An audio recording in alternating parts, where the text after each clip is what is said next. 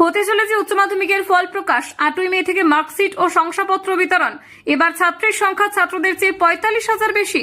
প্রকাশিত হলো বহু প্রতীক্ষিত তারিখ। উচ্চ মাধ্যমিক শিক্ষা সংসদ জানিয়ে দিল 2025 সালের উচ্চ মাধ্যমিক পরীক্ষার ফলাফল প্রকাশিত হবে আগামী 7ই মে দুপুর 12:30 ফলাফল প্রকাশের পর দুপুর 2টো থেকে পরীক্ষার্থীরা নিজেদের রেজাল্ট দেখতে পারবেন সংসদের অফিসিয়াল ওয়েবসাইট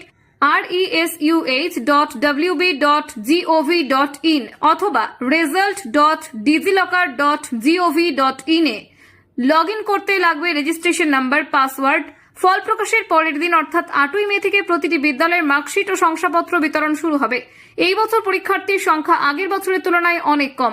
2024 সালে যেখানে প্রায় 7,90,000 পরীক্ষার্থী ছিল, এবার 2025 সালে পরীক্ষার্থীর সংখ্যা কমে দাঁড়িয়েছে 5,09,000।